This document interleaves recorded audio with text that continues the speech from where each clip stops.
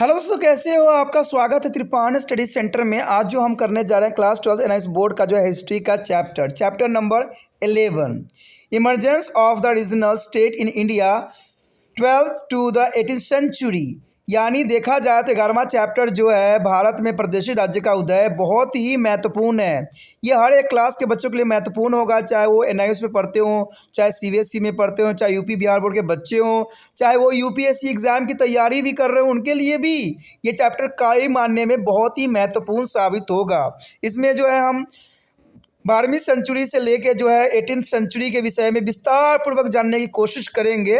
लेकिन आपको पता है कि चैप्टर स्टार्ट करने से पहले एक बात जो मैं हमेशा कहता हूं, जिसको आपको सोचना भी चाहिए, विचार भी करना चाहिए और अमल भी करना चाहिए, वो ये है कि जब वीडियो देखिए पूरा देखिए, क्योंकि अधूरा जानकारी सदैव खतरनाक होता है। साथ में एक इंपॉर्टेंट बात ये भी रहता है, अगर आप पहली बार वीडियो देख रहे हो तो लाइक शेयर सब्सक्राइब करना मत भूलना, क्योंकि दोस्तों लाइक कीजिएगा तो बनाने वाले का मनोबल बढ़ता है, सब्सक्राइब कीजिएगा तो इससे ये होता है कि जब भी मैं कोई वीडियो डालूंगा उसका नोटिफिकेशन आपको समय रहते मिल जाएगा। और देखिए शेयर का मतलब ये होता है कि आपके थ्रू ना जाने किन बच्चों को हेल्प मिल जाए, ये आप भी नहीं जानोगे, इसलिए जो है आप शेयर जरूर करो, ठीक है। व्हाट्सएप स्टेटस पे भी लगाओ। दोस्तों एनआईएस सेंटर जो कई मानने में बहुत से बच्चों के लिए हेल्पफुल है, चाहे वो 8th क्लास हो, 9th 10th 11th 12th हो, चाहे वो एनआईएस बोर्ड के बच्चे हों, ठीक है, चाहे बीए एमए के बच्चे हो, सभी क्लासों के लिए कुछ ना कुछ जो है त्रिपाण सेंटर में उपलब्ध है। तो इसलिए आपके लिए ज़रूरी है कि आप सब्सक्राइब करके इसको चैनल को जो है सेव कर लो, नहीं तो बाद में अगर रिसर्च करोगे तो शायद आपको ये चैनल प्राप्त ना हो। तो इसलिए सोचना नहीं, विचार नहीं करना है, सब्सक्राइब करके जो है अपने पास सेव करना है। दोस्तों ये तो बात था आपके लिए, लेकिन आप देखते हैं हमारा आज टॉपिक क्या है। Our next topic is the most important here, history of the regional state. A few case study. There is a most important here, a few case studies base. There is a part of emergence of regional state in India and 12th and 18th century. There is first case here of Jaunpur. Jaunpur here is the first case. Jaunpur is now is a Varanasi division, is the eastern Uttar Pradesh on the bank of river Gomati. There is a most important, there is a bank of river of Gomati. It was suppressful. There is a prevalence in the eastern part of the Delhi Sultan. And there is a governor of Jaunpur was a Malik Sarwar, who has the prominent novel during to the Feroz Shah Tughlaq as a period. In 1394, Sultan Nasruddin Muhammad Shah Tughlaq made him a minister and gave him to be title of Sultanu Shah, and which means to the master of the East. Thereafter, he was known as the Malik Shawar Sultanas is a Shah. After the Timur as the invention and the beacon of the Delhi Sultan, Malik Shawar took advantage of a big political situation and declared himself independent. There is a most important here, a few case study is regarding Jaunpur. Malik Shawar was succeeded by his son Mubarak Shah Shaikh, and the Sultan struck coin in the name. There is a most important here, a Sultan struck a coin in the name. During this period, the ruler of Delhi Sultan was Muhammad Shah Tughlaq, who tried to annex to the Jaunpur but failed. Thereafter, there is a constant tension between the various rulers of Jaunpur and Delhi Sultan. The Shardik Sultan made a several attempt to be conquer Delhi, but they could never do successfully in the 4002. Ibrahim Shaikh is a Mubarak Shah as a brother become a Sultan and related to Jaunpur was a 34 year. Ibrahim was also is a scholar and well-versed there is the Islamic, the theology and the law of music and fine art. He was a great potence of architectures as a districted style of the architectures and called to the Shadi style that had some Hindus influence. It is the height the Shadiq Sultanate is extended from Aligarh in the western Uttar Pradesh to is a Darbhanga in the northern Bihar in the east, and from Nepal in the northern is a Bundelkhand in the south. That is the most important here. And it was during the reign of the Hussein Shah Sadiq is a 1458 to 1505 that a prolonged war with the Bahol Lodi started. Bahol Lodi attacked Jaunpur in the 1484 and Hussein Shah had to be flee. Finally, Sikandar Lodi, who is a successor Bolo Lodis. The next case here, Kashmir. There is a next case. Kashmir is the most important here. Kashmir is the northern part of India. Or in the 11th century, the rural various follower of Saivism and Saivism become the central regional in the Kashmir. There is a most important Saivism, and there is the Kashmir was a close kingdom. The Ibranians, there is a travel who is a visit to India. During this period, it remarked in the work of Al-Hind that no one is not even to the Hindus for the outside was allowed access to the Kashmir. In the 13th-20th century, the ruling of densities of Kashmir could not be checked the devastations of Mongol invasion. It therefore lost all the public support. In 1339, the Salahuddin Shah is deposed by the Saiba ruler and became the ruler of the Kashmir. From this period onward, Islam influenced their Kashmiri society. A group of Sufi saints known as the Riksis propagated as a regional that combined a feature of Hinduism and Islam Sufi saint and refused to migrate from Central Asia to Kashmir and further influenced this society and religion. Gradually, the poorer section of population started to the converting to the Islam. The state encouragement to Islam took place when the Kashmiri Sultan Sikandar Shah 1389 to 1413 issued on the order that all the Hindus, especially the Brahmins, live in the kingdom should be is embrace Islam of living his kingdom. It is said that his order were issued there at their instant of kings as a minister. Suha Bhatt, who was a Hindu and had recently converted to the Islam. There is a most important situation created them. First, one of the greatest ruler of Kashmir was Janus Abdin is a 1420 to 4070. He was on the Anglican ruler and the call to back those Hindus who had to left the state due to the persecutions of the Sikandar Shah. He abolished to the jizya and the prohibited to the cow slaughter and give to the Hindus important state post. A large number of temples were repaired and new ones are constructed. The Abdul Fazl is a court of historians of the Mughal Empire. Akbar noted that the Kashmir had 150 big temples. Sultan Janul Abdin is married the daughter of the Hindu Raja of the Jammu, and some scholars call to the Janus Abdin as the Akbar of Kashmir. Under him, Kashmir became a Prasid. There was called to the Buddha Shah and the great king of Kashmiris. There is a most important point arrive here is the Janul Abdin as the Akbar of Kashmir. There is a most important point here. Who is the Akbar of Kashmir? Is the Janul Abdin. There is a most important here. The Sultan contributed to the agricultural development of Kashmir by the constructing of dams and canals. Agricultural record where is maintained during the period of the famine and the other natural calamities. Relief in terms of loan and grain and the folded was provided to be a peasant. And Sultan also introduced a reform in the currency. He introduced a market control and fixed price of the commodities. Trade and the merchant were asked to sell the commodity at a fixed price. Sultan also subsidized to the import of the commodities which were scarce in the state. To make up from the storage of salt, he imported salt from the Ladakh and helped the traders in every possible way. The Sultan also paid attention to the development of the handicraft. He sent some people to. There is some Kand. Samarkand is a training of the paper making a book binding.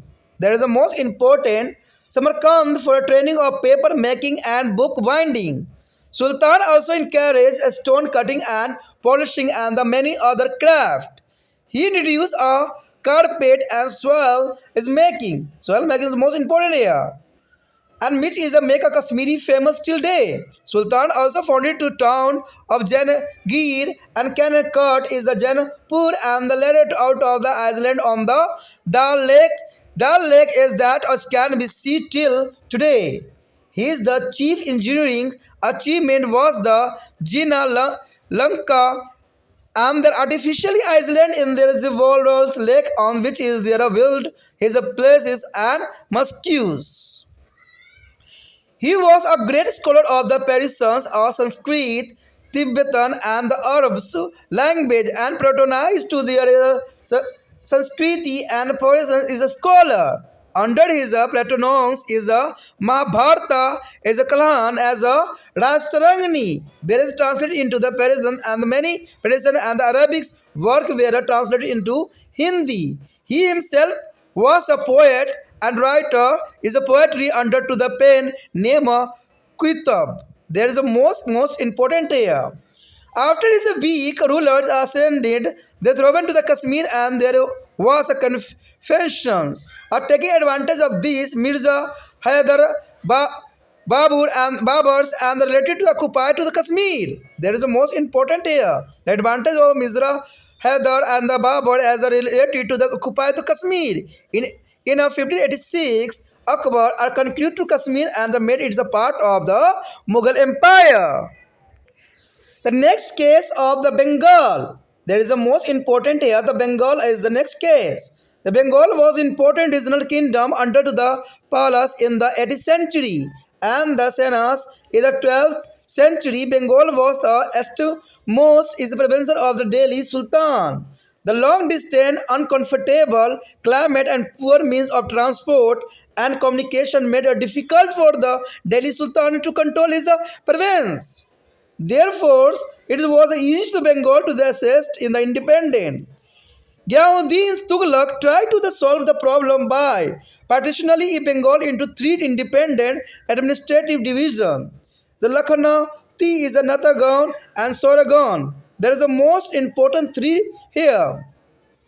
However, the problem is remained and finally Bengal emerged as an independent regional state in the 14th century. There is the most important here of 14th century is the Bengal is the emerged independent regional state. In 1342, one of the nobles, Hazil Ilaziz Khan, led Bengal to become its ruler under the title of the Sahuddin Ilyas Shah and led to the foundation of the Ilyas Shah dynasty. He tried to annex to the Bengal and arrived Orissa and the Tihut and forced them to pay a tribute. Some expansion is alarmed the rulers of the Delhi Sultan, who tried to be occupy a Bengal several times, but there is not successful. One of the important rulers of the Ilyas Shah dynasty was Ghiyahuddin Azam. He was a learned man and promoted a Persian literature.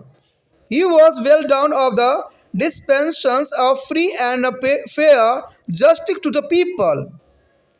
It is said that once he is killed a son of the Vidyas by accident.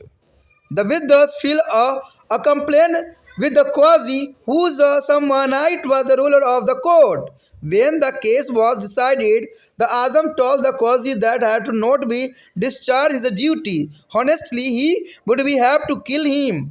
Azam had a correlate of relation with China, and there was a process to trading to relationship between Bengal and China. The port of the Chittorgarh was the important center of the exchange of goods. One demand for the king of China, Azam, also sent to the Buddhist monk from Bengal, Pandas and the Gauris were to the capital of Bengal. In 1538, Bengal was annexed by their Sher Shah Suri.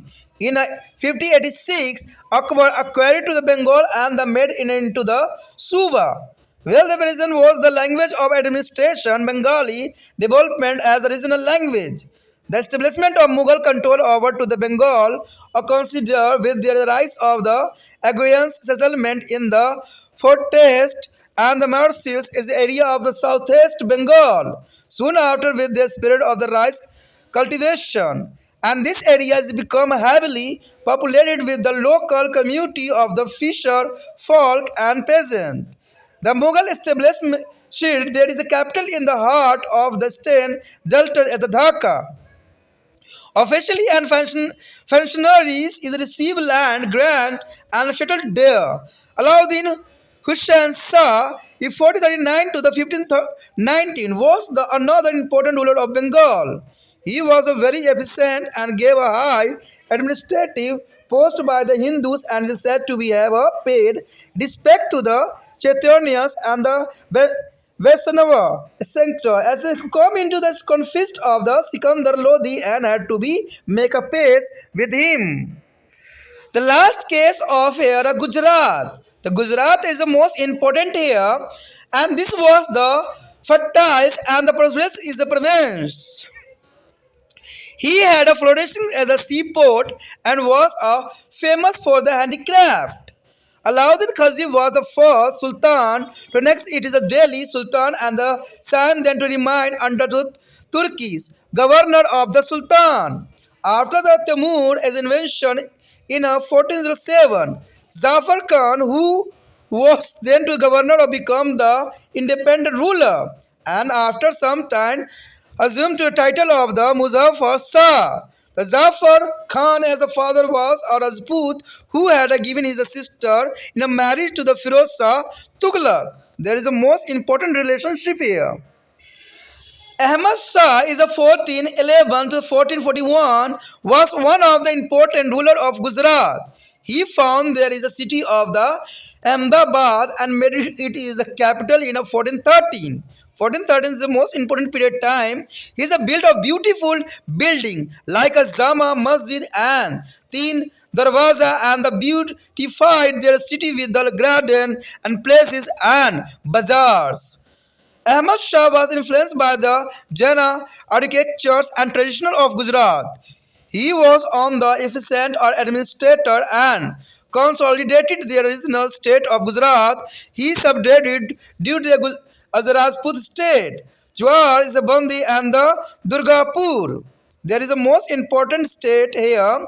He was supposed to be orthodox of the Muslims who is imposed jizya on the Hindus and restored the Sarva temple. On this time, however, the picture was a complex. At the same time, the appointed the Hindu to the important administrative positions. Ahmad Shah fought equality of ourselves against the Hindus as well as the Muslim ruler. And he is the main enemy were to the Muslim ruler of the Malwa. The rivalry between to the Gujarat and Malwa was better and prevented both the regional state from concentration of the large political gain in the northern India politics. He was famous for the importing justice. He is a publicized to the excited to his son-in-law who had murdered in the instant. The author is Mirat-e-Ahmadi has rightly to the said that his impact of this justice is left till his resign. The first is the most important ruler of Gujarat was Muhammad Veghra.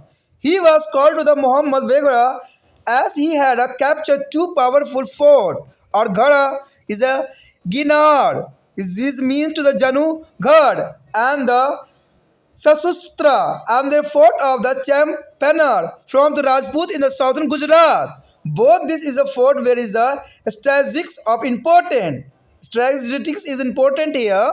The fort of the Gidarnar was there is the preference to the Sautrastra. Residence and also provide as a base for operation against the Sindhu.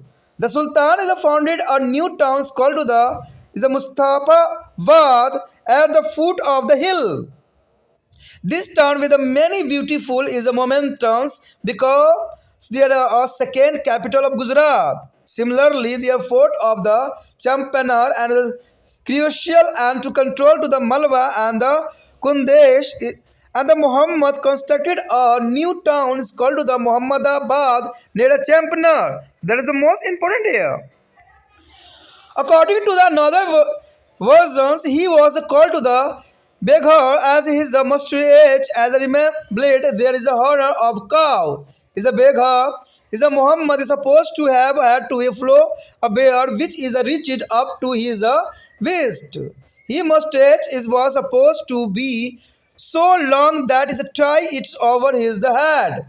According to the Forgans, travels is a throw Barsobosa. Right there is a childhood. Muhammad was give us some poison as his food, which made him no poison that if you fly shuttle on his the head, it would be meet to the instant death. Muhammad was also famous for the appetite and is said to be that is a breakfast. He ate a cup of honey, a cup of butter, and the hundred of the 50 bananas. In a total of consume 10 to 50 kilo of the food every day. There is the most amazing here of 15 kilo of food every day. Muhammad Begha is ruled for 52 years. He also is a great possession of the art and literatures, and many works were translated from the Arabic to Persian in their court. His court poet was the Udayraj, who is a composer of poetry of Sanskrit. In 1507, Muhammad led to the expedition against the Portuguese who had settled on the western coast of the monopolized their trade. There is a causing to the immense harm to the Muslim traders. To break the Portuguese trade the monopoles, they responded to the help of the Sultan by Turkish but could not get a much headway on the finance had given to the Portuguese as a site for their factory of Diu. He died in the 1511 and during the rule of the Shah Akbar and conquered and annexed to the Gujarat in 1572 AD.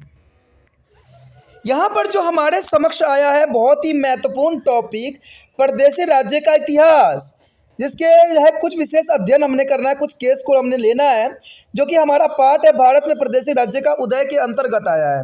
यानी हम यहाँ पर कुछ case लेंगे, कुछ राज्य लेंगे, जिसमें हम देखेंगे कि परदेसी राज्य का इतिहास किस प्रकार था, और ये तभी आपको समझ में आएगा जब आप कुछ राज्य को जो है उठाएंगे। तो सबसे पहले हमने राज्य उठाया जौनपुर। अब जौनपुर में क्या विशेषता थी और किस विशेषताओं के साथ ये जाना जाता है? कहते वर्तमान में जौनपुर पूर्वी उत्तर प्रदेश में वाराणसी में और गोमती नदी के किनारे स्थित है। दिल्ली सल्तनत के पूर्व भाग में यह एक समृद्ध प्रांत था और जौनपुर का सूबेदार मलिक सरवर था। यानी मलिक सरवर जो था उस प्रांत का सूबेदार हुआ करता था, जो फिरोज शाह तुगलक के काल में महत्वपूर्ण कुलीन था। कैसे 1394 में सुल्तान नसरुद्दीन मोहम्मद शाह तुगलक ने उसे मंत्री जो है बनाकर उसे सुल्तान शाह की उपाधि भी दी, जिसका अर्थ है पूर्व का स्वामी। देखिए, सुल्तान शाह का अर्थ होता है कि पूर्व का स्वामी। इसके बाद उसे मलिक सरवर जो है सुल्तानुस सर्क के नाम से भी जाना गया। तैमूर के आक्रमण और दिल्ली सल्तनत के शक्तिहीन होने पर मलिक सरवर ने कमजोर राजनीतिक परिस्थिति का लाभ उठाकर खुद को स्वतंत्र शासक घोषित कर दिया। ये इसकी सबसे बड़ी चापलूसी थी। मलिक सरवर का उत्तराधिकारी बना उसका पुत्र मुबारक शाह शर्की। कहते हैं उसके बाद सुल्तान ने अपने नाम के सिक्के भी चलाए थे और उसके शासनकाल में दिल्ली सल्तनत का शासक महमूद शाह तुगलक था, जिसने जौनपुर को जितना चाहा परंतु असफल रहा। उसके बाद जौनपुर के शासकों और दिल्ली सल्तनत के बीच लगातार तनावपूर्ण स्थिति बनी रही। शार्की सुल्तानों ने दिल्ली को जीतने का कई बार कोशिश किया, परंतु वो कभी भी सफल नहीं हो सका। और 1402 में मुबारक शाह का भाई इब्राहिम शाह शर्की सुल्तान बना और उसने जो है 34 वर्ष तक जौनपुर पर शासन किया। ये सारे जौनपुर का ही इतिहास है। कहते हैं इब्राहिम विद्वान था और इस्लाम धर्म दर्शन और कानून संगीत और ललित जो है कलाओं का भी अच्छा ज्ञाता हुआ करता था। वह वास्तुशिल्प का महान संरक्षण था और उसने जो है शर्की शैली के नाम से जानी जाने वाली जो है वास्तुशिल्प की विशिष्ट शैली का विकास भी किया था, जिस पर हिंदुओं का भी कुछ प्रभाव जरूर देखने को मिलता है। अपने शीर्ष पर सरकी सल्तनत का विस्तार पश्चिमी उत्तर प्रदेश में जो है अलीगढ़ से पूर्व में उत्तर बिहार के दरभंगा तक और जो है उत्तर में नेपाल से लेकर दक्षिण में बुंदेलखंड तक फैला दिया इसने। हुसैन शाह सरकी के शासनकाल के दौरान 1400 जो है 58 में यानी 1458 में से लेकर 1505 में बलोल लोधी के साथ एक बहुत लंबी लड़ाई शुरू हुई। बलोल लोधी ने 1484 में जौनपुर में आक्रमण किया और हुसैन शाह को भागना पड़ा वहां से। अंत में बलहोल लोधी को उत्तराधिकारी सिकंदर लोधी से जौनपुर को अपने राज्य के साथ जोड़ना पड़ा और हुसैन शाह की मृत्यु होने पर सरकी राजवंश का अंत भी हो गया। उसके बाद केस स्टडी के अंतर्गत जो है हमारा दूसरा जो बहुत महत्वपूर्ण राज्य है वो है कश्मीर। कश्मीर भी अपनी विशेषताओं के साथ बंधा हुआ है और कश्मीर के बारे में न जानना ये आपका अधूरा ज्ञान होगा। कहते कश्मीर भारत के उत्तरी भाग में स्थित है और 11वीं सदी में कश्मीर के शासक शैव धर्म के अनुयायी भी थे, इसलिए शैव धर्म कश्मीर का प्रमुख धर्म बन गया था और यह चारों तरफ से घिरा बंद साम्राज्य था। एक अरब यात्री लब्दरूनी जिसने इस अवधि में भारत में यात्रा भी की थी ने अपनी पुस्तक अल हिंद में उल्लेख किया है कि यहाँ तक कि किसी भी बाहरी हिंदू को भी कश्मीर में प्रवेश की इजाज़त नहीं था और 1320 में कश्मीर के शासक राजवंश मंगोलों के आक्रमण के विनाशक प्रभाव पर नियंत्रण नहीं रख पाए, इसलिए उन्होंने पूरा जन समर्थन खो दिया और 1339 में सलाहुद्दीन शाह ने शैव शासकों को राज सिंहासन से हटाया और खुद कश्मीर का शासक बन बैठा और इस अवधि के बाद से कश्मीरी समाज में इस्लाम का प्रभाव बढ़ने ही लगा। यानी सलाहुद्दीन शाह के कारण कश्मीर में जो है काफ़ी हद तक जो है इस्लाम धर्म का प्रभाव बढ़ने लगा। सूफी संतों का एक समूह जिन्हें हम ऋषि कहते थे ने जो है एक ऐसे धर्म का प्रचार शुरू किया जिसमें हिंदू धर्म और इस्लाम दोनों की विशेषताएं थी। सूफी संत और शरणार्थी मध्य एशिया से आकर कश्मीर में स्थानांतरित हो गए और उन्होंने भी आगे जाकर समाज और धर्म को काफ़ी प्रभावित किया।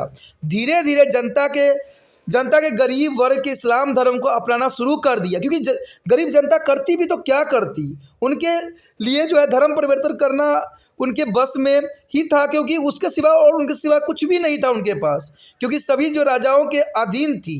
राज्य की ओर से इस्लाम को प्रोत्साहन तब मिला जब कश्मीरी सुल्तान सिकंदर शाह जो कि 1389 से लेकर 1413 ने एक जो हुक्मनामा जारी किया कि सभी हिंदू खास तौर पर ब्राह्मण जो इस प्रदेश में निवास कर रहे हैं वो या तो इस्लाम धर्म को अपना ले अथवा साम्राज्य छोड़कर चले जाए। इतना भयंकर बेतुका जो है आदेश पाकर हर कोई का जो है दिल दहल सा गया।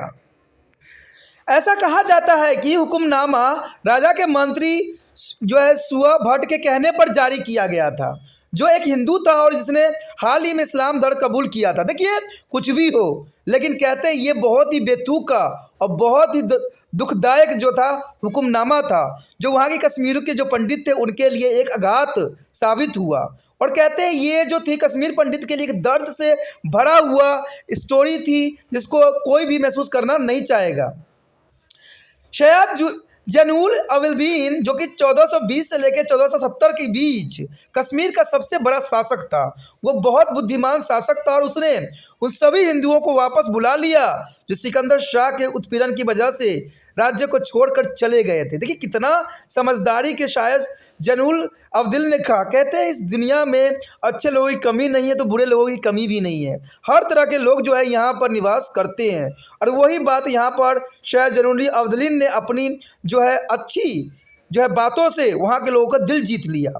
उसने जजिया और जो है गौवध बंद भी करवा दिए और उसने हिंदुओं को राज्य के महत्वपूर्ण पदों पर नियुक्त भी किया। ये काफ़ी महत्वपूर्ण बात थी। बड़ी संख्या में मंदिर की मरम्मत भी करवाई गई और नए मंदिर भी बनवाए गए इसके समय में। मुगल बादशाह अकबर के दरबारी इतिहासकार अब्दुल फजल ने लिखा है कि कश्मीर में 150 बड़े मंदिर हैं और सुल्तान जैनुल अबिदीन ने जम्मू के हिंदू राजा की पुत्री से विवाह किया है। अब देखिए इससे बड़ी बात क्या हो सकता है। कुछ विद्वान जैनुल अब्दीन को कश्मीर का अकबर भी कहते हैं जिसका जितना अच्छा काम होता है उतना ही उसको अच्छे नामों से संबोधित करना भी अच्छा लगता है। उसके शासनकाल में कश्मीर बहुत ही समृद्ध हुआ और उसे जो है बुढ़ शाह या कश्मीरियों का महान राजा भी कहा जाने लग गया। इसको जो है कश्मीर का जो है अकबर तो कहा जाने लगा, साथ में इसको कश्मीर का महान राजा भी कहलाया। सुल्तान के बांध और नहरों बनाकर कश्मीर के कृषि संबंधी विकास में बहुत काफ़ी योगदान दिया और कृषि संबंधी पैदावार का जो है अभिलेख रखा भी जा सकता है। सूखा और अन्य प्राकृतिक आपदाओं का दौरान किसानों को ऋण और अनाज और चारों के रूप में सहायता दी जाती थी, जो कि बहुत काफ़ी उदारता का यहाँ परिचय दिखाई गई। सुल्तान ने जो है मुद्रा में भी काफ़ी सुधार किया, यानी पैसों के जो मुद्रा होती थी उसमें भी काफ़ी सुधार किया गया। उसने बाजार पर नियंत्रण किया, उपभोक्ताओं के वस्तु के निश्चित मूल्य की भी शुरुआत किया। जिन उपभोक्ताएं वस्तु के राज्य में कमी थी, सुल्तान ने उन चीज़ों को आयात पर भी मूल्य में सहायता प्रदान किया। नमक की कमी को पूरा करने के लिए उसने लद्दाख से नमक मंगवाया और व्यापारियों की हर संभव तरीके से मदद की। कहते सुल्तान ने हस्तशिल्पों के विकास पर भी बहुत काफ़ी ध्यान दिया। उसने कागज़ बनाने और पुस्तक की जिद बनाने के काम का जो है प्रशिक्षण लेने के लिए कुछ लोगों को जो है समरकंद भेजा। सुल्तान ने पत्थरों को तराशने और उन्हें पॉलिश करने और कई अन्य दस्तकारियों को भी प्रोत्साहित काफ़ी हद तक किया। उसने कालीन और जो है शाल बनाने की कला को भी शुरुआत कराई, जिसके लिए कश्मीर आज भी प्रसिद्ध है। सुल्तान ने जौनगिरी और जैन खेत और जौनपुर शहरों की नींव भी रखी, जो कि काफ़ी इंपॉर्टेंट नगर थी। जौनगिर, जौनखेत और जौनपुर, ठीक है। उस झील पर भी एक टापू बसाया जिसे आज भी देखा जा सकता है। उसका सबसे प्रमुख यांत्रिक सफलता बुलर झील पर जो है जयान लंका नाम से एक कृत्रिम टापू बनाया गया, जिस पर उसने अपना महल और एक मस्जिद भी बनवाई, जो कि काफ़ी जो है तकनीक का एक उदाहरण माना जा सकता है। वह फारसी संस्कृति, तिब्बत और अरबी भाषा का बहुत बड़ा विद्वान था और उसने संस्कृति और फारसी विद्वानों को संरक्षण भी प्रदान किया। उसके संरक्षण में महाभारत और कलहन की राजतरंगिणी का फारसी में अनुवाद हुआ और बहुत सी फारसी और अरबी रचनाओं को इसने हिंदी में अनुवाद भी हुआ। वह खुद भी एक कवि था और उसने कुतुब के नाम से अनेक कविताएं भी लिखी। उसके बाद कश्मीर के सिंहासन पर शक्तिहीन शासकों का राजा हुआ, जिसे भ्रम पैदा हुआ। इस स्थिति का फायदा उठाकर बाबर के रिश्तेदार ने कश्मीर पर कब्जा कर लिया और कहते हैं 1586 में अकबर ने कश्मीर पर जीत हासिल की और इसे जो है मुगल साम्राज्य का हिस्सा बना दिया।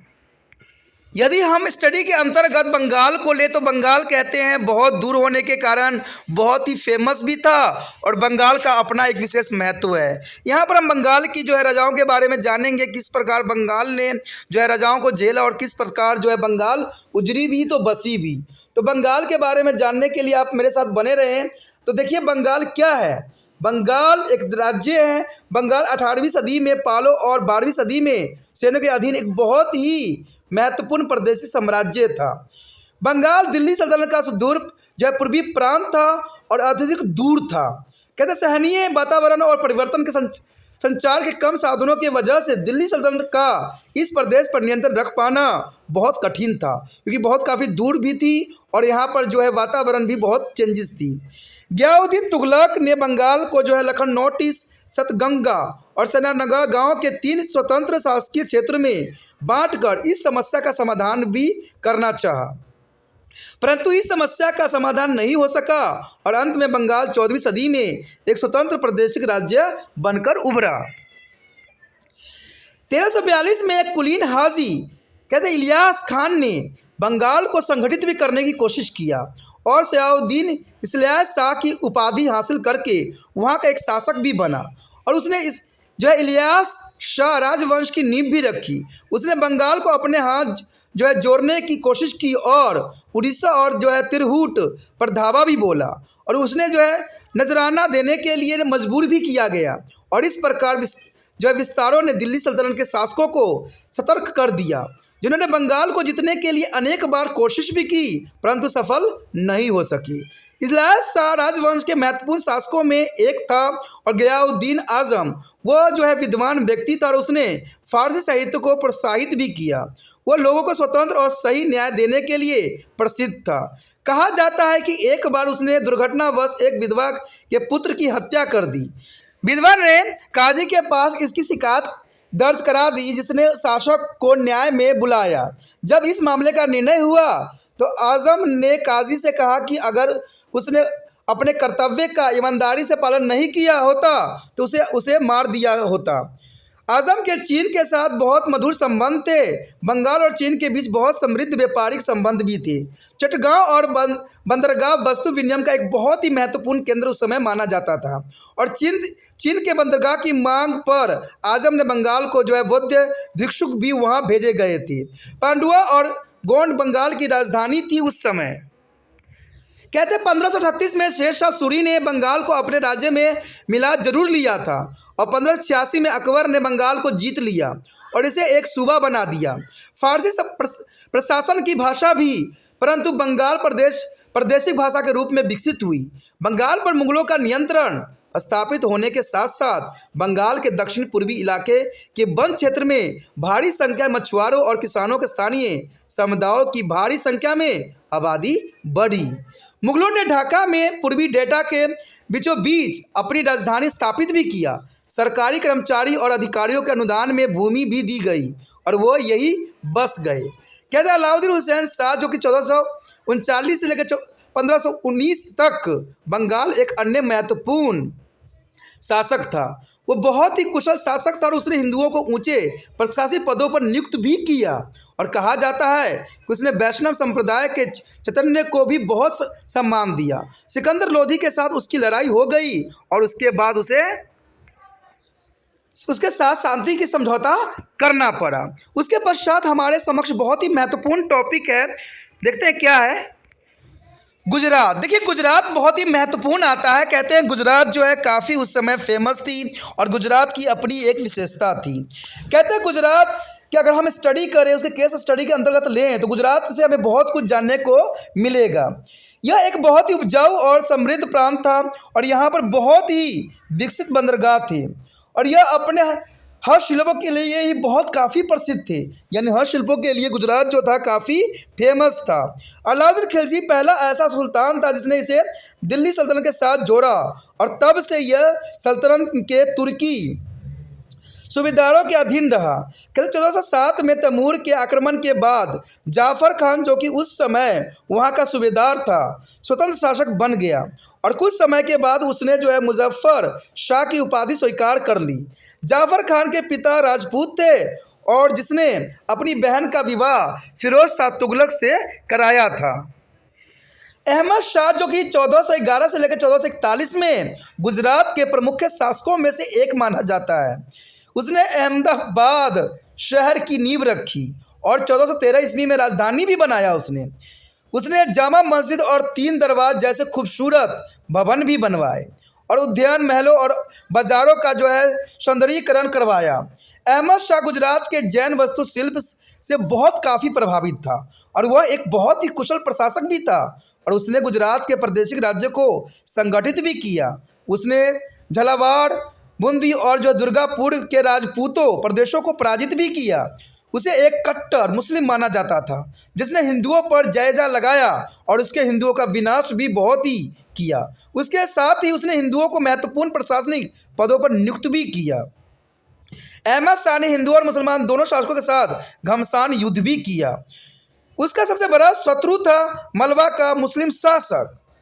गुजरात और मलबा के बीच घोर दुश्मनी थी जिसने इस दोनों प्रादेशिक राज्यों को उत्तर भारतीय राजनीति के बचे राजनीतिक फायदों पर भी ध्यान केंद्रित नहीं करने दिया। वह अपनी न्यायप्रियता के लिए प्रसिद्ध था, यानी वो काफ़ी न्यायप्रिय था। उसने खुलेआम अपने दामाद का कत्ल कर दिया था। उसने एक मासूम की हत्या भी की थी। मिरात-ए-अहमदी ने के इस रचनाकार ने सही कहा था कि उसका न्याय का असर उसके संपूर्ण शासन के दौरान मौजूद रहा। शायद गुजरात का सबसे महत्वपूर्ण शासक महमूद बेगढ़ था। उसने महमूद गढ़ शायद इसलिए कहा जाता था कि उसने 2 शक्तिशाली किले या गाढ़ और सौराष्ट्र में गिरनार जुनारगढ़ और दक्षिण गुजरात में राजपूतों के चपानोर किलों को जीता था। इन दोनों किलों का युद्ध नीति का दृष्टि से बहुत ही महत्वपूर्ण था। गिरनार का किला सौराष्ट्र के बहुत ही समृद्ध क्षेत्र में स्थित था और उसने सिंध के खिलाफ अभियान के लिए आधार स्थल उपलब्ध भी कराया। सुल्तान ने पहाड़ी ढलान और मुस्तफाबाद नामक नया शहर भी बसाया। बहुत से खूबसूरत भवनों का निर्माण भी इसने कराया। कहते हैं इस गुजरात की काफ़ी दूर थी और कहते हैं ये गुजरात की राजधानी भी बना। ये काफ़ी महत्वपूर्ण था कि जो मुजफ्फराबाद को नया शहर बसाया और इसने इसको जो है राजधानी का भी जो है दर्जा दिया। इसी प्रकार चंपनौर का किला भी मलविया और खानदेश के नियंत्रण में बहुत ही महत्वपूर्ण था। महमूद ने चंपनौर के पास मोहम्मदाबाद के नाम से एक नया शहर भी बसाया। कुछ लोगों का विचार था कि उसे बेगढ़ इसलिए कहते थे क्योंकि उसके पीछे गाय बैरहा के सींगों से मिलती थी। कहते हैं कि महमूद खुली दाढ़ी रखता था और जिसकी लंबाई उसकी कमर तक थी। उसकी मूछें इतनी लंबी थी कि वह इन्हें अपने सिर के ऊपर बांधता था। एक विदेशी यात्री डेवाराटो बैरसोसा के मुताबिक महमूद के बचपन से ही भोजन में जहर खिलाया जाता था, जिससे उसे इतना जहरीला बना दिया गया था कि अगर कोई मक्खी भी उसके सिर पर बैठ जाता तो तुरंत ही मर जाता। ये बहुत बड़ी बात थी। महमूद अपनी बेहतावा भूख के काफ़ी प्रसिद्ध था। कहा जाता है कि वो अपने नाश्ते में एक प्याला शहद, एक प्याला मक्खन और 100 से 150 तक केले खाता था। कुल मिलाकर देखें तो वह एक दिन में 10 से 15 किलो खाना खाता था। कहते हैं इतनी विचित्र आज तक सुनने को नहीं मिलता है। महमूद बेगढ़ ने जो है 52 वर्ष तक शासन किया। वह कला और साहित्य की भी बहुत बड़ा संरक्षक था। कहते गुजरात में इसने बहुत काफ़ी शासन अच्छे से रूल रेगुलेशन से किया था। उसके दरबार में बहुत सी फारसी और अरबी रचनाओं का अनुवाद भी किया गया। उसके दरबारी कवि थे उदयराज, जिन्होंने संस्कृति में काव्य रचना भी की। 1517 में महमूद ने उन पुर्तगालियों के खिलाफ अभियान की जो है अगुवाई भी की जो पश्चिम समुद्र तट पर बस गए थे और जिन्होंने वहाँ के व्यापार पर एक अधिकार हासिल कर लिया था और जिनके वजह से मुसलमान व्यापारियों को बहुत ही नुकसान उठाना पड़ा था। कहते हैं पुर्तगालियों के व्यापारिक अधिकार को ख़त्म करने के लिए उसने तुर्की के सुल्तान की सहायता मांगी, परंतु उसे बहुत ज़्यादा कामयाबी नहीं मिली। अंत में उसे पुर्तगालियों को जो है कारखाना बनाने के लिए द्वीप में जगह देनी पड़ी और 1511 में उसकी मृत्यु हो गई। उसके उत्तराधिकारी के शासनकाल के दौरान अकबर ने 1572 ईस्वी में गुजरात को जीतकर अपने साम्राज्य में मिला लिया था। तो ये काफ़ी अच्छी इंपॉर्टेंट केस स्टडी थी जिसके विषय में हर एक राज्य के विषय में हमने जाना और समझने की कोशिश किया। तो ये काफ़ी महत्वपूर्ण थी। अगला टॉपिक और भी महत्वपूर्ण है, तो आप इसी तरह त्रिपाण सेंटर के साथ बने रहें, लाइक शेयर सब्सक्राइब करते रहें। इसी के साथ जो है दोस्तों हमारा टॉपिक आज खत्म हो रहा है। ठीक है, अगर आपको अच्छा लगा तो लाइक शेयर सब्सक्राइब जरूर कीजिए। अगर पहली बार अगर आप वीडियो देख रहे हो, पहली बार मेरे चैनल पे आए हो तो सब्सक्राइब करना आपका फ़र्ज़ बन जाता है। सब्सक्राइब करने से ये होगा कि जो भी मैं आप क्लास के रिगार्डिंग कोई भी वीडियो डालूंगा उसका नोटिफिकेशन जो है समय समय पर आपको प्राप्त होता रहेगा। अगर सब्सक्राइब नहीं कीजिएगा, अगर आप दोबारा से त्रिपाण सेंटर पर आने की कोशिश कीजिएगा तो वहाँ पर आप त्रिपाण लिखिएगा तो जो है वो तिरपस कर देगा। ठीक है, जो आप गूगल पर सर्च करेंगे तिरपस कर देगा, जिससे वजह से आप जो है मेरे वीडियो का जो है फ़ायदा नहीं उठा पाओगे। तो सोचिए मत, विचार मत कीजिए, सब्सक्राइब कीजिए। आप सोचते होइएगा कि मेरे जो एग्ज़ाम खत्म हो जाने के मेरा क्या ज़रूरत है त्रिपाण स्टडी सेंटर से। ठीक है, तो इसलिए सब्सक्राइब नहीं करने का सोचिएगा, लेकिन दोस्तों ऐसा नहीं है। त्रिपाण स्टडी सेंटर जो है बहुत हेल्पफुल है। क्योंकि ये जो है आपके 8th class 9th 10th 11th 12th जो आर्ट्स के सब्जेक्टों को कवर करता ही है, प्लस जो है ये NIC बोर्ड के जो है 10th +2 को भी कवर करता है। साथ में BA जो है फर्स्ट ईयर से लेकर 6 सेमेस्टर तक बच्चों के लिए ये अग्रसर रहेगा आर्ट्स सब्जेक्ट में। तो सोचिए नहीं, विचार नहीं कीजिए, काफ़ी जो है त्रिपाण स्टडी सेंटर का फ़ायदा ही फ़ायदा है। ठीक है, अगर आप मुझे प्रोत्साहित करोगे तो आपके लिए मैं तरह तरह के वीडियो बनाऊँगा जो आपको फ़ायदा पहुँचाएगा। एग्ज़ाम के तौर पर मैं आपको जो है पेपर भी आपको सोल्यूशन करके दिखाऊंगा जो आपके लिए फ़ायदेमंद रहेगा। अगर नहीं सब्सक्राइब कीजिएगा, मेरा मनोबल घटेगा, तो हो सकता है कि आपको फिर दोबारा मैं ना वीडियो बनाऊं और आपको फ़ायदा ना पहुंचाऊं। तो अभी भी नहीं सोचिए, मेरा जितना आप फैलाइएगा, जितने दूसरे बच्चों के साथ शेयर कीजिएगा, उतना जो है मैं आपके लिए कार्य करने में अग्रसर रहूँगा। ठीक है दोस्तों, इसे सोचिए मत, विचार मत कीजिए, अभी सब्सक्राइब कीजिए और अपने व्हाट्सएप स्टेटस पर लगाइए और दूसरे बच्चों के साथ भी शेयर कीजिए। ठीक है दोस्तों, अपना ध्यान रखना। बाय।